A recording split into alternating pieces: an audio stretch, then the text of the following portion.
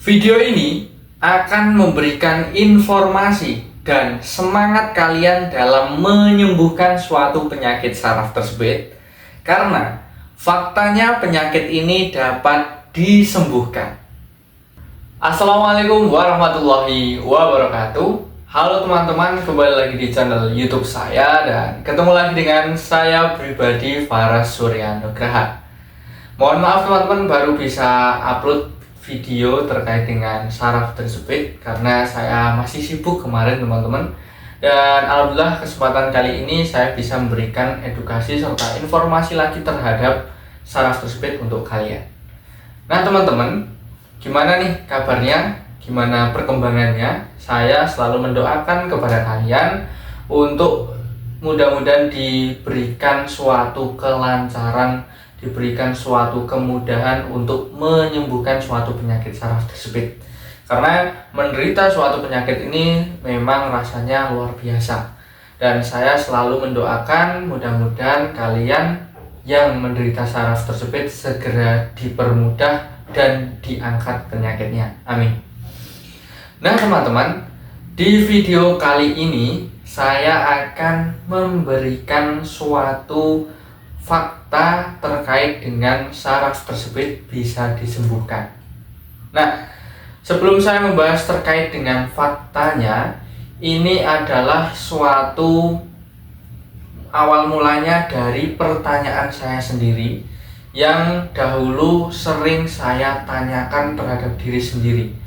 Apakah saraf tersebut ini bisa sembuh total, atau intinya bantalan tulang belakang yang keluar menyentuh saraf itu bisa masuk lagi, bisa sembuh lagi, dan rasa nyerinya ini bisa kembali lagi, atau bisa kita bebas dari suatu rasa nyeri.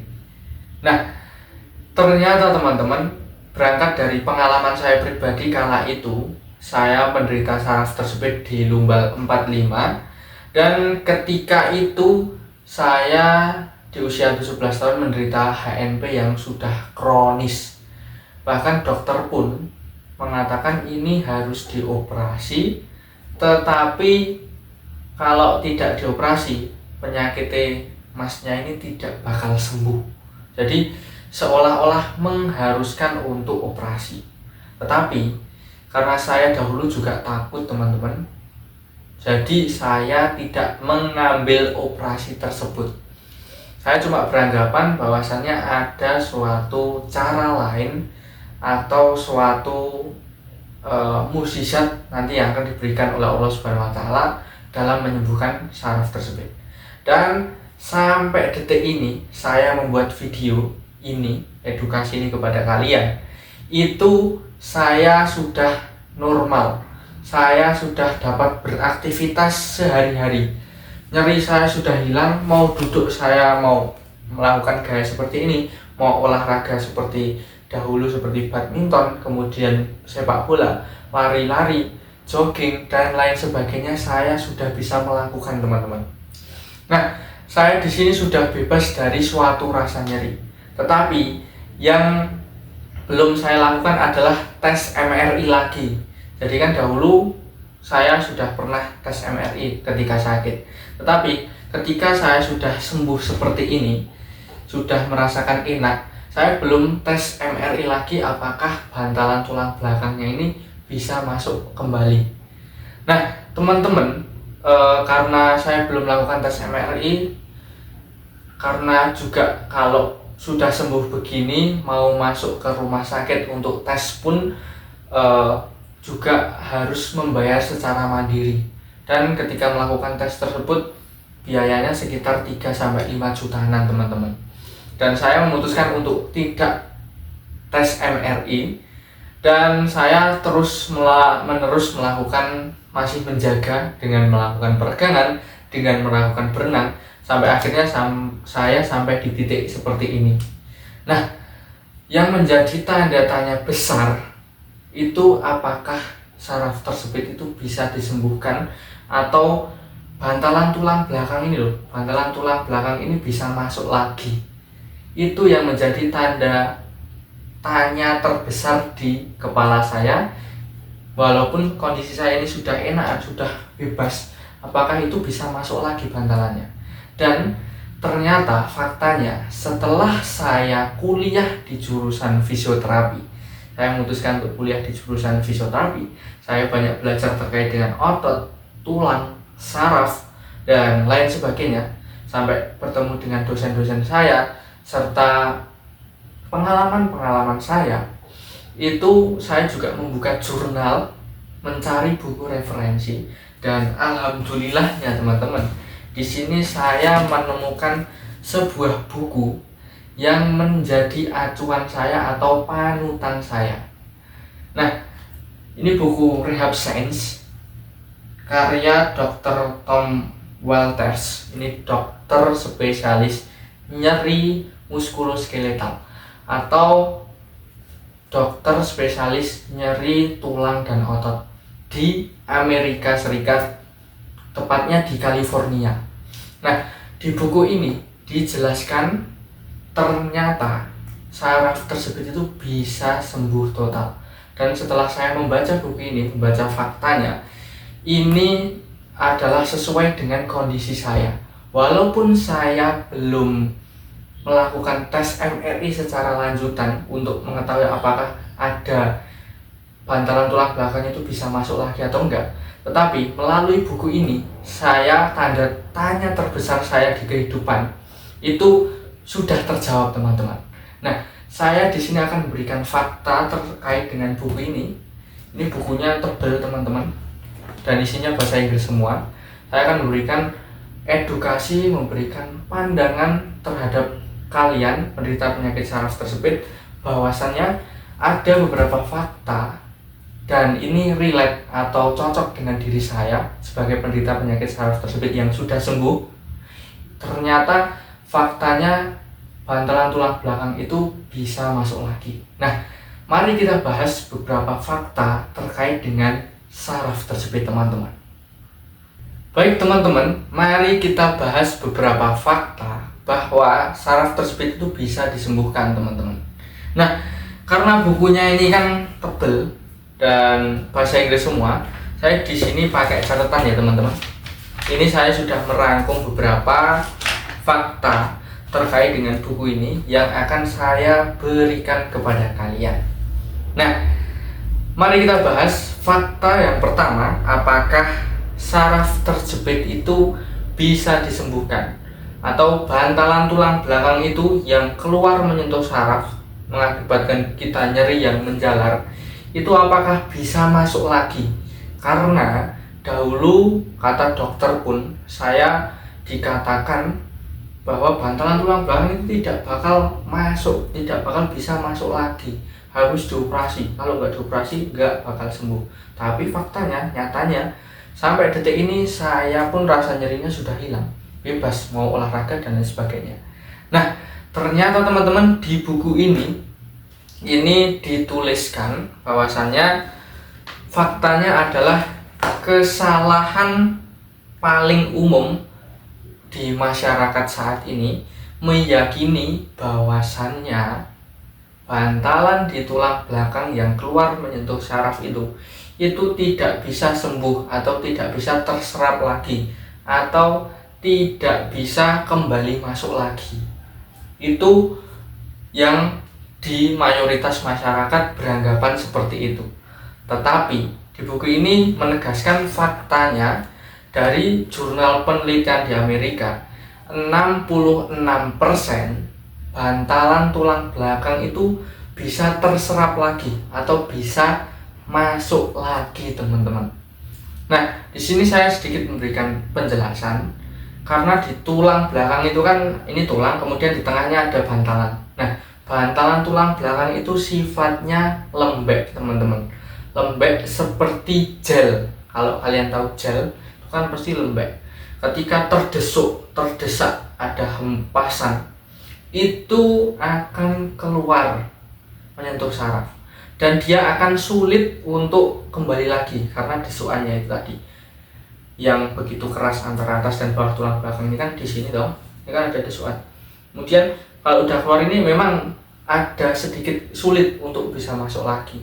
Tetapi teman-teman, dengan proses rehabilitasi yang tepat, dengan proses latihan-latihan yang benar, bantalan tulang belakang itu bisa terserap lagi karena sifatnya gel. Kemudian ketika kita latihan, kemudian meregangkan tulang belakang dengan peregangan, dengan berenang dan lain sebagainya, terapi-terapi lain, itu kan tulang belakangnya akan bergerak.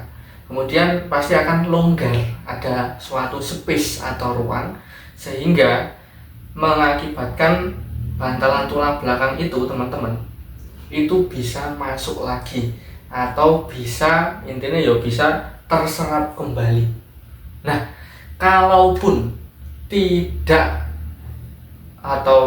kalaupun tidak terserap lagi atau tidak bisa masuk lagi, di sini tertuliskan bahwasannya nyerinya itu bisa hilang dan aktivitas kita bisa kembali normal, teman-teman. Nah, situ digarisbawahi, kalaupun tidak bisa terserap lagi, maka nyerinya akan hilang dan aktivitas kita akan normal. Karena apa? Karena di sini saya menjelaskan, karena walaupun bantalannya ini tidak bisa masuk lagi, tetapi dengan rehabilitasi yang tepat, latihan-latihan yang tepat, itu bantalan tulang belakang itu bisa beradaptasi. Kemudian saraf yang tertekan itu juga bisa beradaptasi, teman-teman. Yang awalnya akan sakit, ini tertusuk, sarafnya kerasa sakit, nyeri. Tetapi ketika rehabilitasinya tepat, maka sarafnya akan beradaptasi. Walaupun tidak bisa masuk lagi, itu kemungkinan besar nyerinya itu bisa hilang dan aktivitas kita bisa kembali normal lagi, teman-teman. Nah, itu menjawab tanda tanya terbesar di kehidupan saya, karena saya ini kan menderita saraf tersebut, sekarang udah enak. Kemudian saya mau tes MRI lagi kok mahal banget, 2-5 juta, tapi saya tidak meneruskan karena sudah enak. Kemudian saya masuk jurusan fisioterapi, saya juga banyak belajar, dan buku ini tadi ini menjelaskan sebagai panutan saya, dan saya jawabannya di buku ini. Ternyata teman-teman, jawabannya ternyata kondisi seperti itu, dan saya meyakini bahwasanya di posisi tulang belakang ini pasti ada perubahan, entah itu bantalannya yang masuk lagi di bagian sini di tulang belakang sampai saya merasa enak ini, atau tidak masuk lagi tetapi bantalannya sudah beradaptasi. Pasti seperti itu, karena yang saya rasakan di sampai seperti ini kondisi saya jauh lebih baik, jauh lebih, intinya udah gak pernah merasakan suatu rasa nyeri, suatu hal-hal dan lain sebagainya, karena saya rutin peregangan, rutin berenang dan lain sebagainya, sampai saya mengatakan bahwa ini sudah sembuh total. Dan ternyata benar sudah terjawab, bantalan tulang belakang itu bisa masuk lagi. Saya meyakini di buku ini pedoman saya, bahwasanya bantalan di tulang belakang saya ini juga sudah masuk lagi walaupun belum dites MRI. Kalaupun tidak dites MRI ataupun kalaupun tidak masuk lagi, pasti bantalan tulang belakang ini sudah beradaptasi. Begitu teman-teman, itu fakta yang pertama yang harus kalian pahami sebagai penyemangat untuk bisa sembuh. Kemudian fakta yang kedua, apakah suatu saraf tersebut ini akan menjadi lebih parah apabila kita bertambah usia? Nah, ini pasti menjadi tanda tanya besar di kepala kita sebagai penderita. Apakah ketika kita menderita saat ini, ketika nanti di tua, apakah saraf terjepitnya itu akan tambah parah, teman-teman? Jadi akan tambah parah, terus di tua nanti kita nyeri punggung yang luar biasa, kemudian tambah intinya gak bisa bergerak dan lain sebagainya. Buku ini memberikan suatu fakta yang menenangkan kita. Karena apa? Karena buku ini tertulis bahwasanya kesalahpahaman kita atau masyarakat umum, bahwa kita menganggap ketika kita menderita seperti ini akan jadi lebih rentan terhadap jenis cedera saraf tersebut seiring bertambahnya usia. Jadi ketika kita bertambah usia itu beranggapan bahwa ini nanti pas pasti akan tambah parah atau tambah loro dan lain sebagainya. Nah, itu faktanya ditolak mentah-mentah teman-teman. Jadi tenang aja, itu jawabannya tidak teman-teman. Karena apa teman-teman? Ini dijelaskan di sini bahwasanya banyak dilaporkan nih, nyeri punggung dan saraf tersebut itu sering terjadi memang di usia 35 tahun sampai dengan 55 tahun. Itu mayoritas banyak yang terjadi di umur di sekian 35 sampai 55. Tetapi setelah itu nyeri punggung dan hernia itu akan mereda sendiri atau akan membaik sendiri. Nah, banyak yang mengatakan bahwasanya di tua itu kan, kalau kita tua kan akan mengalami degenerasi. Degenerasi adanya penurunan kualitas mulai dari massa otot kemudian tulang. Nah, ketika kita mengalami degenerasi itu akan menyebabkan nyeri punggung atau nyeri yang sangat sakit lagi. Nah, itu di sini dijelaskan ketika kita tua nanti itu yang sering beranggapan bahwasanya degenerasi itu menyebabkan nyeri punggung yang luar biasa, itu ditolak mentah-mentah. Karena faktanya bahwasanya orang-orang yang tua dilaporkan dia itu mengalami degenerasi atau mengalami penurunan teman-teman, tetapi dia tidak merasakan suatu rasa nyeri punggung teman-teman. Nah, dari statement ini, dari penjelasan saya ini, bahwasanya ini akan menenangkan kita, karena di masa tua nanti ini tidak akan berpengaruh. Jadi ketika kita menderita ini, kemudian apakah lebih parah? Tidak teman-teman, karena ini dibuktikan dengan jurnal bahwasanya orang yang lebih tua mengalami lebih banyak degenerasi atau penurunan, tetapi dia melaporkan bahwasannya ini tidak mengalami suatu nyeri pinggang atau nyeri akibat saraf tersebut itu tidak ada. Jadi kita tambah usia kan pasti akan mengalami penurunan degenerasi atau kualitas otot tulang itu kan akan mengalami peningkatan, tetapi kualitas dari nyerinya itu akan berkurang atau bahkan tidak ada teman-teman. Sampai sini paham ya teman-teman? Itu fakta yang kedua harus kalian pahami. Fakta yang ketiga teman-teman terkait dengan prognosis saraf tersebut. Prognosis itu apa sih mas?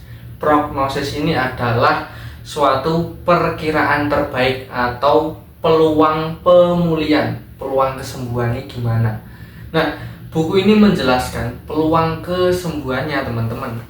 Ini dijelaskan bahwasannya sebagian kasus saraf tersebut itu nyerinya akan hilang dalam beberapa waktu atau minggu hingga 3-4 bulan jika aktivitas yang memberatkan diubah.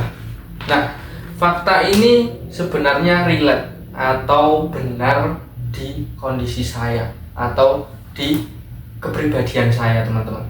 Karena ketika saya dahulu aktivitas yang memberatkan atau aktivitas yang biasa saya lakukan itu hanya tiduran aja, kemudian salah mengangkat, postur saya tidak rubah dan lain sebagainya, itu justru akan tambah sakit.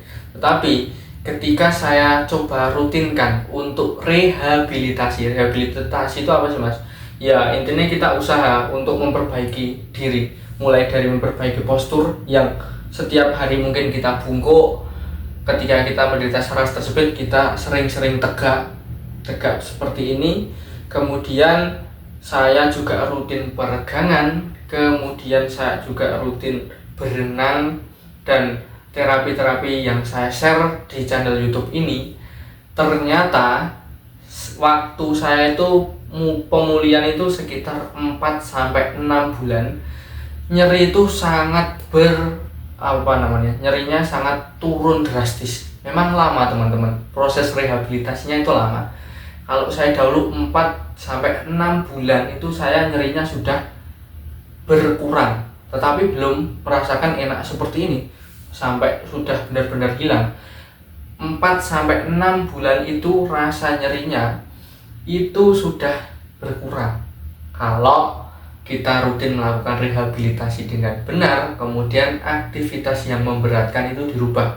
Jadi kalian harus mengetahui pantangan-pantangan penderita penyakit saraf tersebut. Saya sudah membuatkan videonya nih, silahkan kalian lihat. Nah, ini fakta ini relate teman-teman, dan ternyata di buku ini juga menjawab apa yang saya derita.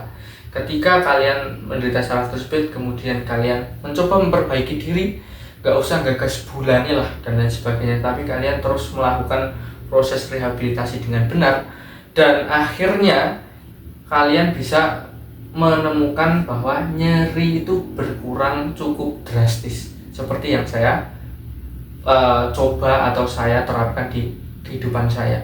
Alhasil saya bisa sembuh. 4-6 bulan itu nyerinya sudah berkurang teman-teman, tetapi belum sembuh. Tetapi saya teruskan rehabilitasi hingga hampir 1 tahun, itu saya bisa sembuh total seperti ini teman-teman. Nah, ini adalah 3 fakta terkait dengan saraf terjepit. Jadi ini mudah-mudahan dapat membantu kalian, memberikan informasi, menjawab tanda tanya terbesar di kehidupan kalian, dan memberikan semangat untuk bisa sembuh menghadapi saraf tersebut. Tidak ada yang instan dalam proses menyembuhkan saraf tersebut. Saya aja penderitanya yang mengalami, dan sekarang saya sudah bisa aktivitas, itu tidak instan.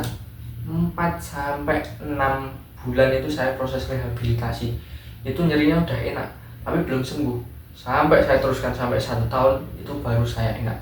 Tidak ada proses yang instan. Kalau instan ya operasi, tapi operasi, banyak sekali orang-orang yang bertanya pada saya, "Mas, saya sudah operasi, tapi saya sakit, masih nyeri, saya operasi lagi, tambah nyeri dan lain sebagainya." Teman-teman, operasi bukan jalan atau solusi terbaik, tetapi edukasi ini saya harapkan mudah-mudahan kalian mendapatkan pandangan supaya kalian juga semangat. Intinya kan semangat, terus berikhtiar, lakukan peregangan, berenang, bahkan kalian harus beradaptasi dengan rasa nyerinya, dan nanti perlahan-lahan kondisi kalian akan membaik. Nah, mungkin video ini saya cukupkan sekian. Mudah-mudahan video ini tentunya dapat bermanfaat. Jangan lupa di-share kepada orang-orang penderita penyakit saraf tersebut, supaya teman-teman juga memiliki ketenangan, supaya teman-teman juga mau membangkitkan semangat dalam menyembuhkan saraf tersebut ini. Terima kasih teman-teman, mudah-mudahan bermanfaat. Sampai jumpa di video selanjutnya. Assalamualaikum warahmatullahi wabarakatuh.